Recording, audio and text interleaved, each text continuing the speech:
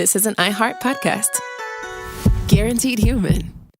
With no fees or minimums on checking accounts, it's no wonder the Capital One bank guy is so passionate about banking with Capital One. If he were here, he wouldn't just tell you about no fees or minimums. He'd also talk about how most Capital One cafes are open 7 days a week to assist with your banking needs. Yep, even on weekends. It's pretty much all he talks about, in a good way. What's in your wallet? Terms apply. See CapitalOne.com/bank. Capital One, N.A., member FDIC. Hi, Kyle. Could you draw up a quick document with the basic business plan, just one page, as a Google Doc, and send me the link? Thanks.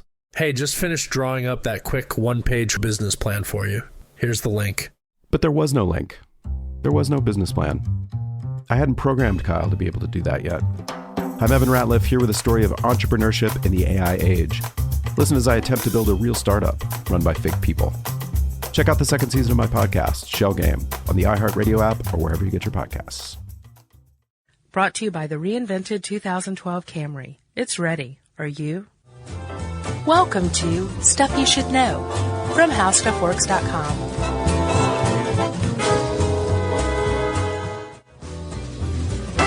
Hey, and welcome to the podcast. I'm Josh Clark with Charles W. Chuck Bryant, and since the two of us are together in front of a couple of microphones, you got Stuff You Should Know.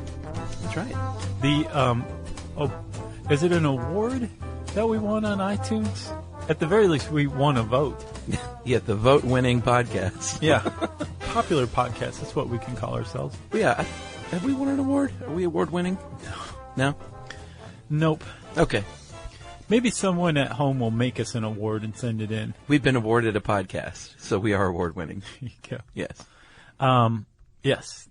So that's this, what we're about to do. And I think it's becoming painfully obvious why we haven't won any awards the more we talk about this. Yeah, I think you're right. You doing good?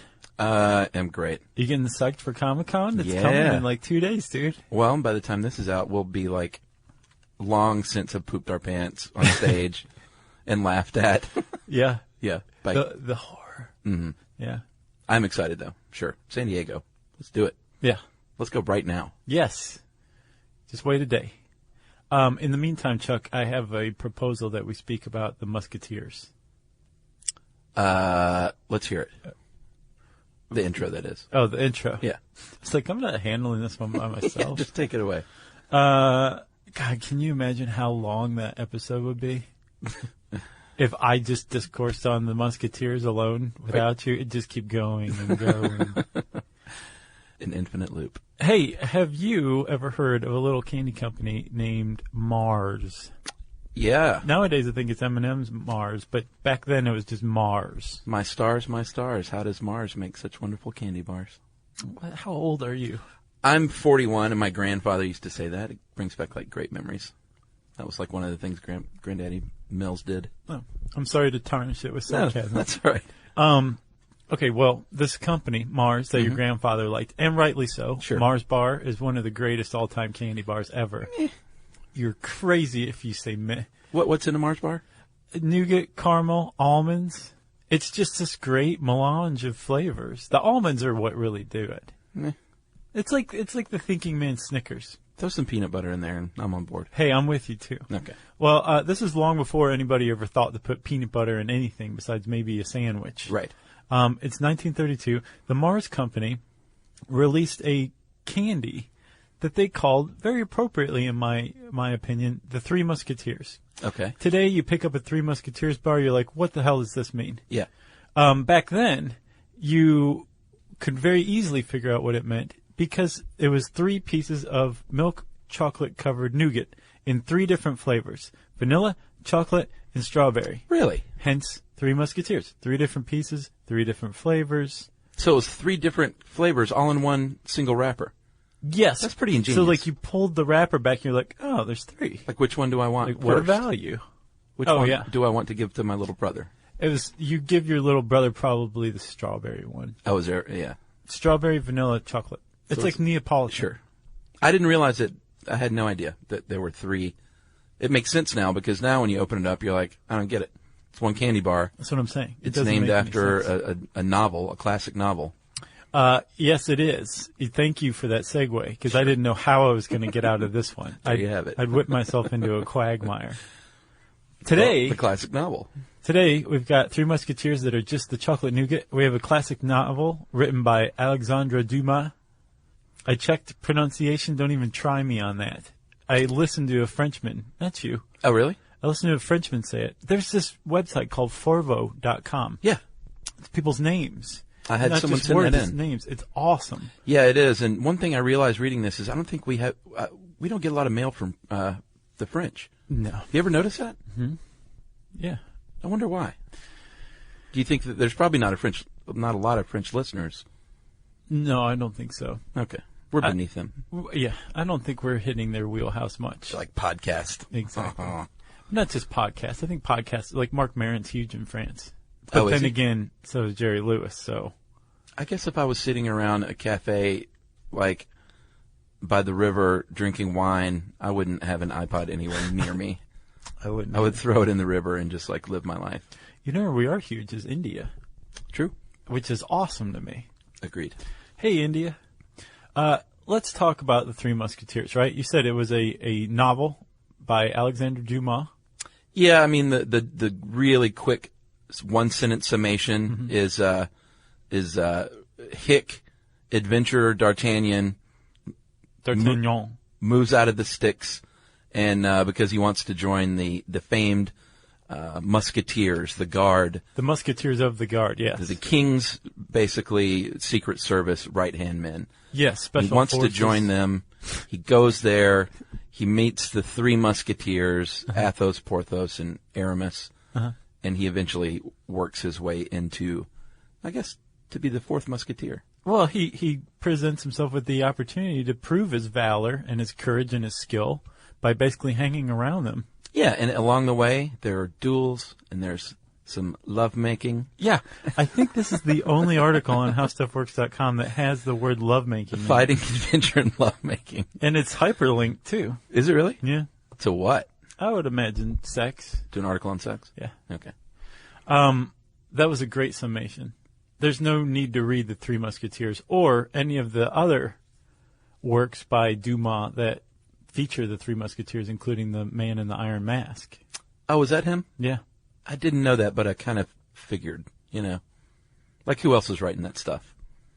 Yeah, I don't know. He kind of had the market cornered. He was the John Grisham of his day. He was the John Grisham, the Danielle Steele, Yeah. and the Sue Grafton of his day. Okay, well put. Thanks. The weird thing, I guess it's not too weird, is that he wrote this novel a couple of 100 years after the real action takes place, and it came out at a time when, you know how, later on people have a real fascination with things that came before them. Right. It came out during the Romantic era right. in the 1840s, where people were like, dude, it's swashbuckling and these outfits and the lovemaking, like, give me more. Right. So it was really, really popular. Right, and it was also popular because it was based on actual events featuring historical characters. Yeah, all those dudes were real. Yeah, D'Artagnan, or D'Artagnan, he was a real person, and actually the Three Musketeers that Dumas wrote was based on a semi-fictional memoir written about that guy, who was a real Musketeer of the Guard, who went on to great glory, actually. He became he traveled from the hinterlands, I think Gascony, to join up the sticks. Joined up, eventually became commander of the Musketeers of the Guard. But did they cover that in there was more than one book, though, right? Yeah, there were several. Okay. And the original book was serialized, too. We'll talk about Dumas in a minute, right? All right. The point is that his work was based on real people, but it was super fictionalized and super romantic. Yes, it was. And all of it was based on the idea that in the 17th century, there was this new invention that gave rise to all of this, the musket. Thank you, China. Yes. Like everything else almost on the planet that we have, thank you, China. Right. They were the leaders in pretty much everything back in the day. And around 1000, they invented a little something called gunpowder. Yeah. And you pack this stuff in a tube that's a metal tube, only open on one end. You light it like sort of like a mini cannon. They called it a hand cannon. A hand cannon. And boy, I bet there was a lot of mistakes early on in this stuff. Oh man, can you imagine that going wrong? Yeah, so easily. I can. And it would they would light it through something called a touch hole, and then there would be an explosion, create this hot gas that would send whatever they stuck inside there, which was a little round ball at the time. Yeah. It would send it out at decent speeds at first. Fairly decent, yeah. I mean, for back then, that was probably like, whoa, look at that hurling projectile. Right. It was probably more like magic, run. Yeah, that's true. You know, the man has a hand dragon. They didn't think to call it a hand cannon yet. They probably called it a hand dragon. Yeah. And it was mostly, it produced a psychological effect because it wasn't very accurate. And like you said, that it didn't really shoot it out at fast speeds. Yeah, it would like a knight's armor, it would like hit it and go plunk and then fall on the ground. And the knight would bend down and pick it up and put it in his little satchel. And he would cut you in half. Yeah, cut you in half with his sword. Yeah. So at first, not super effective. No, but it inspired people to make this better. Like, we can do better with a hollow tube and a stick and a touch hole. So let's figure this out. Yeah, if I may segue to the side here for a moment. This got me thinking today about battle and just warfare and weaponry and how it's still so basic. I mean, it's like super advanced now with how they do it, but Tuk starts out by hitting another caveman in the face. Like, it's warfare started out with your fists. And then it transforms into, like, eventually someone uses a club and they're like, hey, this implement is, like, way better than hitting you with my fist. Right. Because it's harder and I can do more damage and I can get a little further away from you. Then come, like, swords and things and lances, and they could get even further away. And the whole history of weaponry is about hurling bigger fists from longer distances. Whether it was the arrow, then later the bullet, right. And now you have like ICBMs that are just like really, really, really big fists right. that you can fire from really, really far away. I think the point you're making is that war, no matter how advanced we get, is really primitive. It is. It's a primitive idea. I didn't know that was my point, but I think it's spot on. All right, back to it. Thank you for that. Sure, that was quite a I segue. thought it was interesting. You even asked if you could do it first. That was really formal. Well, and each method was like a little bit further away, like arrows. Like, hey, we can get even further away, and then pretty soon it was bullets, and then it was like sniper rifles, and then it was missiles. And now it's some guy sitting in Nevada shooting people in Afghanistan. Yeah, on his computer. Yeah. It's pretty sad. Hi, Kyle. Could you draw up a quick document with the basic business plan, just one page, as a Google Doc, and send me the link? Thanks. Hey, just finished drawing up that quick one-page business plan for you. Here's the link. But there was no link. There was no business plan. It's not his fault. I hadn't programmed Kyle to be able to do that yet. My name is Evan Ratliff. I decided to create Kyle, my AI co-founder, after hearing a lot of stuff like this from OpenAI CEO Sam Altman. There's this betting pool for the first year that there's a one-person billion-dollar company, which would have been like unimaginable without AI, and now will happen. I got to thinking, could I be that one person? I'd made AI agents before for my award-winning podcast, Shell Game. This season on Shell Game, I'm trying to build a real company with a real product run by fake people. Oh, hey, Evan. Good to have you join us. I found some really interesting data on adoption rates for AI agents in small to medium businesses. Listen to Shell Game on the iHeartRadio app or wherever you get your podcasts. The moments that shape us often begin with a simple question. What do I want my life to look like now? I'm Dr. Joy Harden Bradford, and on Therapy for Black Girls, we create space for honest conversations about identity, relationships, mental health, and the choices that help us grow. As cybersecurity expert Camille Stewart-Gloucester reminds us, we are in a divisive time where our comments are weaponized against us. And so what we find is a lot of Black women are standing up and speaking out because they feel the brunt of the pain. Each week, we explore the tools and insights that help you move with purpose, whether you're navigating something new or returning to yourself. If you're ready for thoughtful guidance and grounded support, this is the place for you. Listen to Therapy for Black Girls on the iHeartRadio app, Apple Podcasts, or wherever you get your podcasts. Okay, so back to the musket, right? Yes. we've gone from gunpowder to hand cannon, and now we're at the arquebus. That's right. Not arquebus. The early I 1500s, recently learned. to be specific. And this actually had a shoulder stock, which was like a huge deal because it wasn't just a stick attached to this metal tube. Like, you could actually aim this sucker now. Right. You could look down the barrel and point it at something. And you could shoot it, and it would shoot a projectile. But again, still, the ultimate goal, the pinnacle of the battlefield was the horse-mounted knight in armor. Yes. And if that guy was wearing plate, the arquebus wasn't going to do it still. Still a matchlock weapon, which meant you had to light a little thing. Yeah. So you needed a touch hole of some sort, and you needed something like a smoldering piece of yarn, maybe. Yeah, you needed something dry. Right. Which is a key that we will find out. Right. That's a big problem. Yeah. Like when it's raining, your arquebus is not going to help. But you know what works well in the rain? What? A sword. It does, like the one that the horse-mounted knight in armor is using to cut you in half yet again, Exactly. 100 years later. Yeah. Right? So people are like, "This, we can make this work. This has got to work. We have to figure this out." And the Spaniards were the ones that came up with this new thing called the mosquito. The sparrowhawk, or the boomstick, as I like to call it. Yeah. It was even longer barreled. It was really heavy. I looked up pictures of this thing. They actually mounted it on a little forked stick. Yeah. Like, sort of like Rambo. Actually, Rambo carried his. His 50 millimeter? Yeah, but that's supposed to be on a tripod. Yeah. You understand. But Yeah, Rambo no, was so muscly right. that he could carry it. Rambo and Charlie Sheen in Hot Shots. Oh, did he use that too? Yeah. Because he was imitating Rambo. Right. Okay. So they used the forked stick to like hold it steady and to help them out. The French called it a mosquite. The English called it a musket. A musket. I think you see where we're going here. Yeah. It was also matchlock, but it was actually could fire something that would go through armor finally. And then all of a sudden, the knights are like, "Oh man, shoot, I'm in trouble. We're done." And they actually did fade from the battlefield after that. Yeah, thanks to the gun. With the mosquito, the mosquite, or the musket. Yeah, and we covered that in the Knights podcast, right? Yeah. We totally did.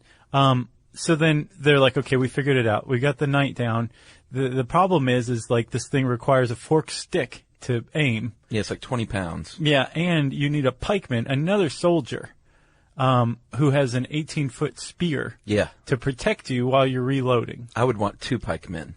Yeah, well, I think you probably had your own little formation because you were so important. Sure. You could just stand back and shoot a knight. Yeah. So, yeah, they're going to give you as many pikemen as you asked for if you knew how to shoot one of those things. With your hand dragon. Exactly. So they're like, okay, we've got it. Now all we have to do is refine it. And one of the first refinements they made was to make it a flintlock. Huge. Yeah, so now you didn't have to carry a smoldering piece of yarn any longer. That's right. Flintlock worked in the rain because it would strike a piece of flint against steel, producing the spark instead of needing that open flame or the smoldering yarn. Right. Did they really use yarn? They would use like something akin to yarn. Okay. It probably was yarn, but they spelled it with an E on the end. Gotcha. Yarny. So all of a sudden you could shoot it in wet weather, which was awesome.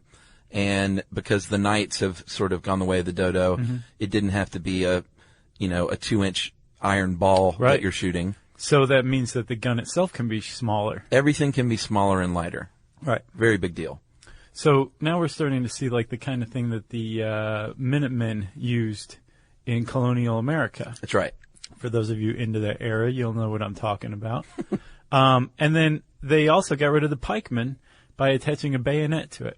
Yeah, I don't know about that. They said that rendered pikemen like unnecessary, but I would still rather have another dude with an 18-foot lance than me with my bayonet on the end of my rifle. But you might like to have that, but your field commander would rather have another guy with a musket and a bayonet. Yeah, that's true. You know what I'm saying? Sure. Get rid of the pike, give him a musket and a bayonet instead, and all of a sudden you got 2 people shooting fire. Yeah, good point. So they still called it a musket.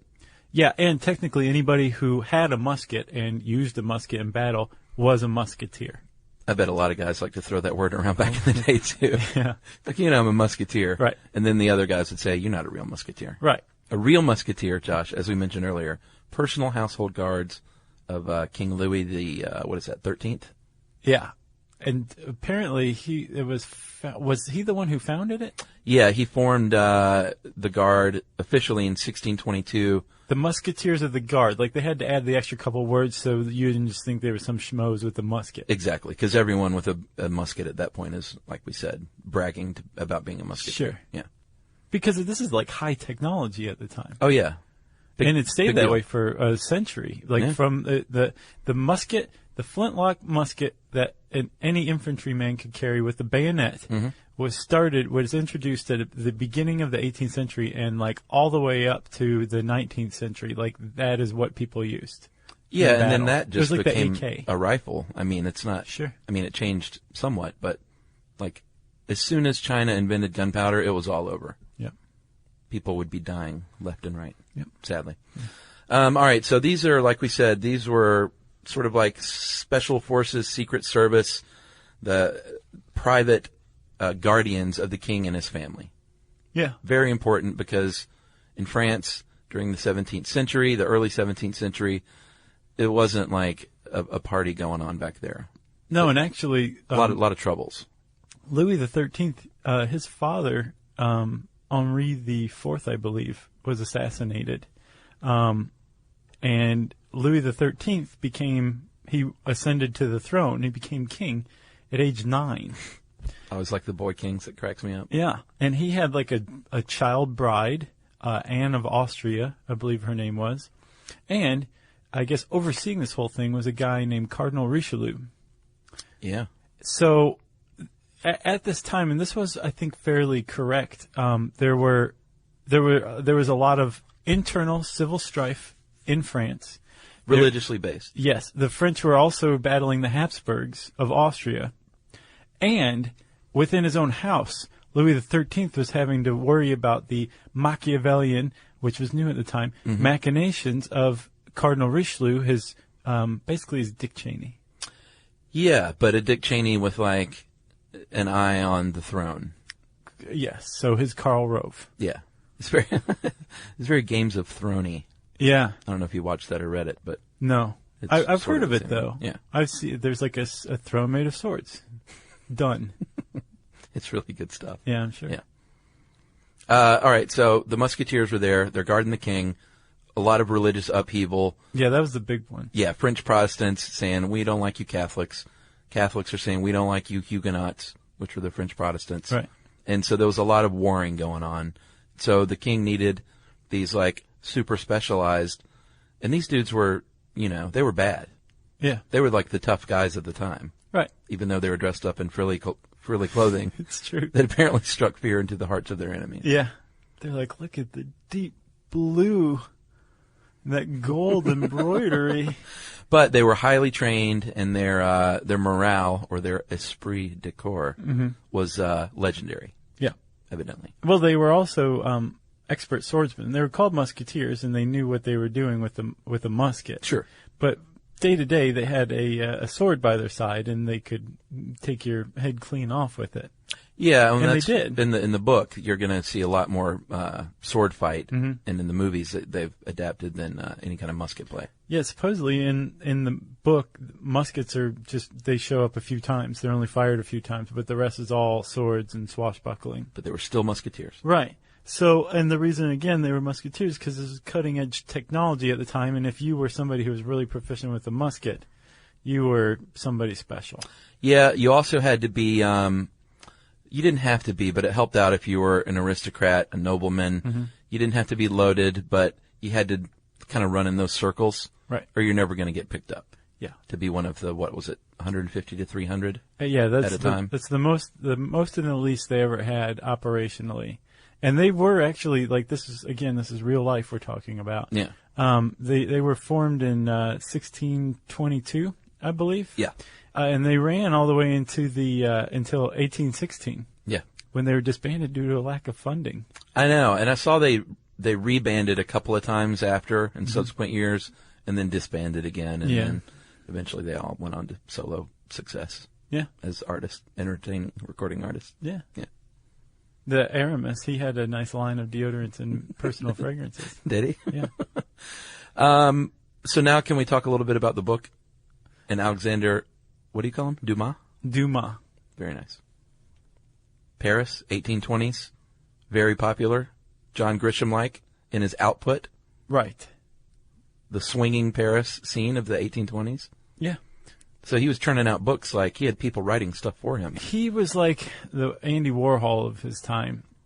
Like he would have people say, like, here's the structure of the book you're about to write. And he would sit down and write it. Research, tone, chapter ideas. He had assistants for everything. And he would just crank this out like it was an assembly line. Well, they were hugely popular. But yeah, they definitely were. But historians say don't knock him because he also had the goods as a writer. Right, exactly. And that's a really, like, that's just his prolificness alone is pretty awesome. But then if you combine the idea that he was actually good at what he did, yeah, that's staggering. Like his collected works, his unabridged collected works, fills up 300 volumes. Really? Yes. Wow. And like some of it's really great. Like if you read the Three Musketeers, you're like, wow, this is pretty cool. This is it's neat. It's interesting. It's engrossing. Yeah. And the lovemaking. Right. Ooh. It's hyperlinked all over the place. So do we get specific about the real D'Artagnan's musketeer life? A little bit. We said that he came from Gascony. Yeah. A little bit before, or was it after? No, he was after. He came where on. He was set in the novel. Yeah, he came on in 1632, which was a little later than the fictional version, and served under Louis the 14th. Mm-hmm. The Sun King. He was the Sun King? Mm-hmm. You know a lot about French history. Well, I went to Versailles once. Did you really? Yeah. Oh, very nice. I never made it there. I didn't make it inside, but I went to Versailles. Oh, you tried though. Right. That's an ugly incident. Let me in. And he actually, the real D'Artagnan, became the commander of the Musketeers and was killed in 1673. Yeah. And apparently the three dudes were also based on real guys, right? Right. I don't know if their names were dead on, but they're pretty close approximations in the book. And so, like you said, like this book was hugely popular. It was first serialized in the French magazine Le Siècle. Le Siècle. Very nice. I don't know about that. But in 1844, and like you said, he was really hitting the Romantic period. Yeah. And everybody loved it. So they took the serial and put it into a book. That's why a lot of the chapters have like cliffhangers. Oh, okay. Because it was published, it was serialized in a magazine. Well, I think he started out, didn't he start out as a playwright? Yeah. Okay, which makes sense with the whole cliffhanger thing. Right. So he writes, never really gets the respect that some of his contemporaries, like Victor Hugo, sure, got, or Emile Zola. Right. And it wasn't until 2002, and this possibly was because he had mixed race heritage. Oh, really? His grandfather was a French nobleman. His grandmother, I believe, was a Creole woman from Haiti. Oh, that's right. So he had African in his blood. Yeah. Now, in France, it's not anything like it is in the United States, where it's like that idiotic one-drop rule. Right. But apparently it was enough. There was enough racism in France that, like, it wasn't until 2002, when Jacques Chirac was president, that he was moved, his remains were moved to the Pantheon alongside, like, Zola. Really? And It took that long? Yep. Huh. So, a lot of people say, well, no, he was a hack. He was just a hack, you know, like he was Right. good, but he was still a hack, and that's why people didn't take him seriously. But it's also possible it was because of his racial background as well. I think that, and this bodes well for us, I think hundreds of years on, even prolific hacks can be looked upon as, geniuses. Right. So that's pretty much what I've been betting on since we first sat down and much. started doing these. Yeah. It's just somebody out there. Somehow society is going to just devolve, and they'll be like, these guys are, it'll be like Idiocracy. Yeah, That's exactly. our meal ticket. Right, but more entertaining. Hi, Kyle. Could you draw up a quick document with the basic business plan, just one page, as a Google Doc, and send me the link? Thanks. Hey, just finished drawing up that quick one-page business plan for you. Here's the link. But there was no link. There was no business plan. It's not his fault. I hadn't programmed Kyle to be able to do that yet. My name is Evan Ratliff. I decided to create Kyle, my AI co-founder, after hearing a lot of stuff like this from OpenAI CEO Sam Altman. There's this betting pool for the first year that there's a one-person billion-dollar company, which would have been like unimaginable without AI, and now will happen. I got to thinking, could I be that one person? I'd made AI agents before for my award-winning podcast, Shell Game. This season on Shell Game, I'm trying to build a real company with a real product run by fake people. Oh, hey, Evan. Good to have you join us. I found some really interesting data on adoption rates for AI agents in small to medium businesses. Listen to Shell Game on the iHeartRadio app or wherever you get your podcasts. The moments that shape us often begin with a simple question. What do I want my life to look like now? I'm Dr. Joy Harden Bradford, and on Therapy for Black Girls, we create space for honest conversations about identity, relationships, mental health, and the choices that help us grow.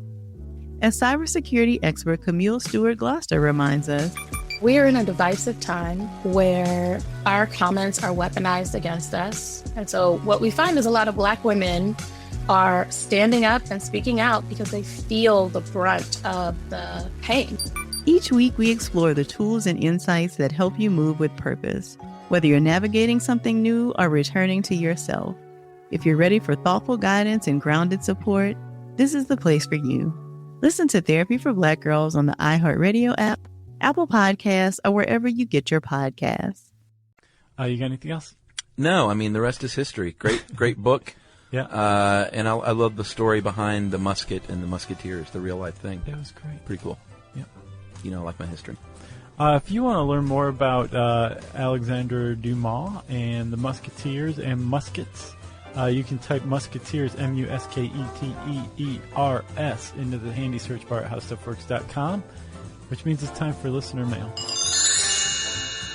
Josh, I'm going to call this clarification on that I actually feel pretty bad about. Oh, okay. That's what I'm going to call it. Okay. Josh and Chuck just started listening to Stuff You Should Know, and I love the podcast. But I was recently listening to your Samurai podcast, and I couldn't help but notice that you gave credit to George Lucas when talking about a Darth Vader mask and its relative similarity to the Samurai Kabuto mask. Remember that? Yes. I thought I would point out that Mr. Lucas, although responsible for Star Wars, was not responsible for the design or the conception of Vader's mask. Credit for that should go to the great concept artist Ralph McQuarrie, who's used future aesthetic, as in like old-timey looking. Yeah, no, I love that aesthetic, seriously. Oh, yeah, me too.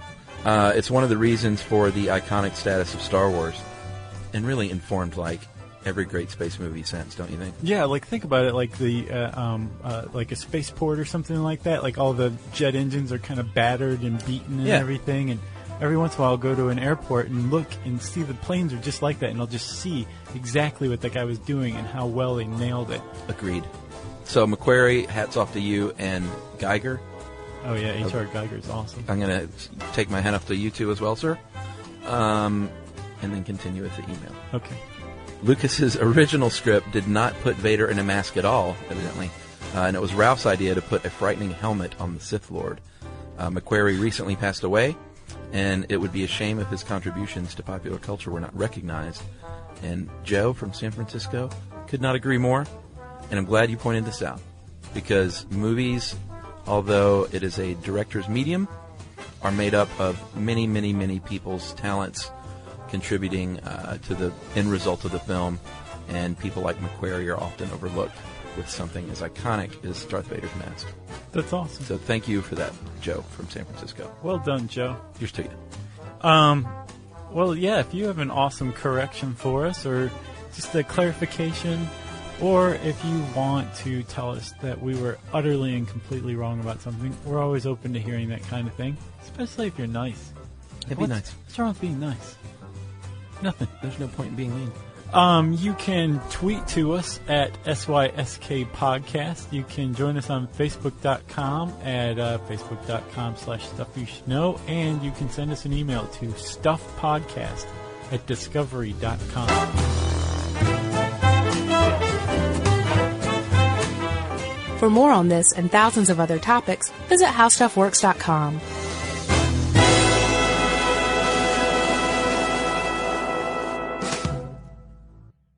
Brought to you by the reinvented 2012 Camry. It's ready. Are you?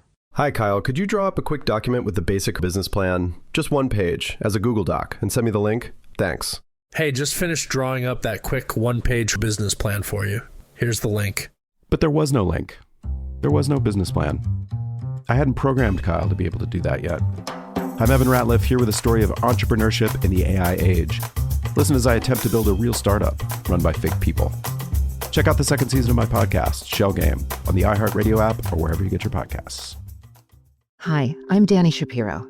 We were in the car, like a Rolling Stone came on, and he said, "There's a line in there about your mother."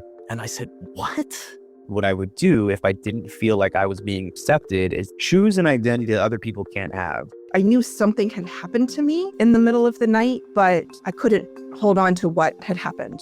These are just a few of the moving and important stories on my 13th season of Family Secrets. Listen to Family Secrets on the iHeartRadio app, Apple Podcasts, or wherever you get your podcasts. This is an iHeart podcast. Guaranteed Human.